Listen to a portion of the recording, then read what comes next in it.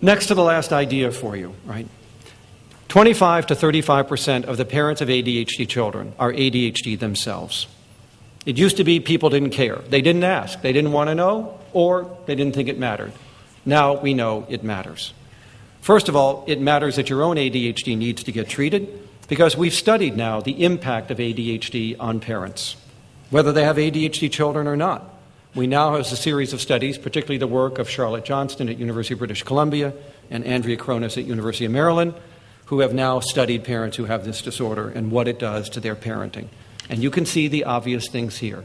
Greater impulsiveness, higher rates of expressed emotion, greater rates of disciplining, lower rates of parental monitoring of children, all of which increases the risk for oppositional disorder in the child.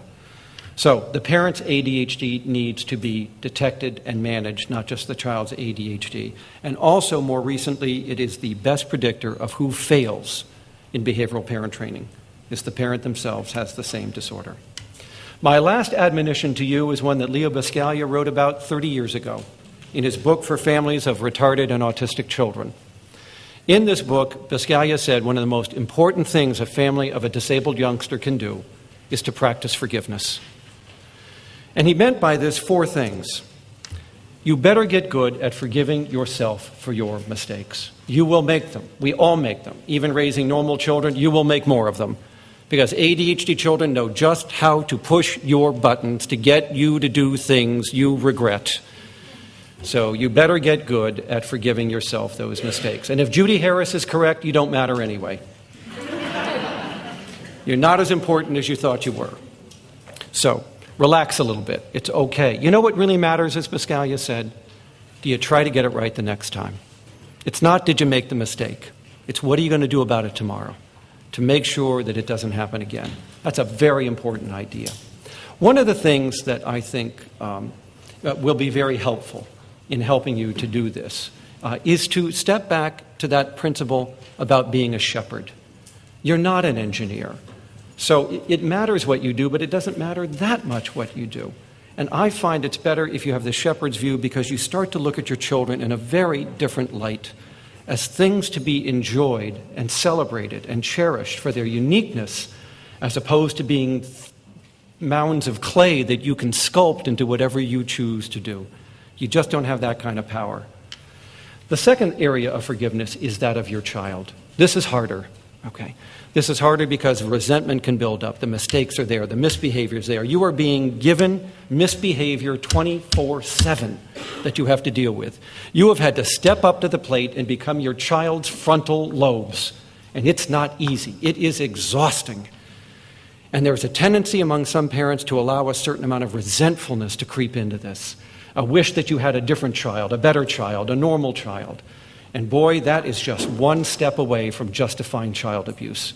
The idea that your child may be doing this intentionally is one of the sources of resentfulness. So you better get good at forgiving these kids their mistakes. They make a lot of them. All right? So here's a couple of suggestions that parents have told me about that work for them. And I love these ideas, and I put them in my parents' book. Number 1, at the end of the day, after dinner, when you're having your coffee or your cognac or whatever, I want you to take out a sheet of paper. I want you to write down all the problems you had with this kid today. Write them all down, every one of them, all right? Exorcise your demons. Get them down on the paper. Then I want you to go to the sink, take a match, and light them. I want you to burn them all up. There they go. Gone. You have now performed the ritual exorcism. The demons are gone. The day is over. Let it go. All right. The second thing one of the parents taught me that she found was so useful is after your child has fallen asleep, go upstairs, sit on the floor in a yoga position, and watch your child sleep. Just breathe in and out and watch. There is nothing more innocent than watching a young child sleep. And if that doesn't renew your batteries and restore your balance to your view of your child, I'm not sure what will. Maybe a glass of wine while you're watching the child fall asleep. But whatever it takes to let these go and to try to get better tomorrow, that's what really matters, not the mistakes you make. And the same applies to your partner or your spouse. Don't get all upset because they're not doing it quite the way you want it done, or vice versa. And then, of course, the last one is the one you're all here for, I hope, as well, and that is to learn more about ADHD. But in learning, you realize that the public doesn't understand this disorder the way we do, that they are ignorant of this disorder and its causes.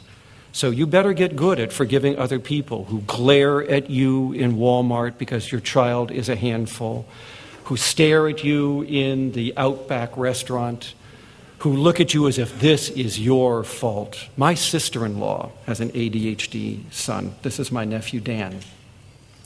One time she was in Target, and an older woman came over to her and said, "Why don't you control your child? You know, this is all your fault. If young parents like you would just take this bull by the horns and discipline these kids more, we wouldn't be having these troubles." And she followed my sister-in-law out to the car. At the car, stood there yelling at her while she locked her door, and she was in tears over this. Now, that's an extreme example, but don't tell me this can't happen. Most of you have had these looks thrown at you about your child, and sometimes it goes up a notch. So you better get a thick skin about the public that doesn't understand this disorder. Now, there's a cognitive therapy technique that you can use. While you're looking at these people, you can be saying in your mind, "What's it to you, pork face?" But I don't want you to say it out loud, right? This is just cognitive therapy.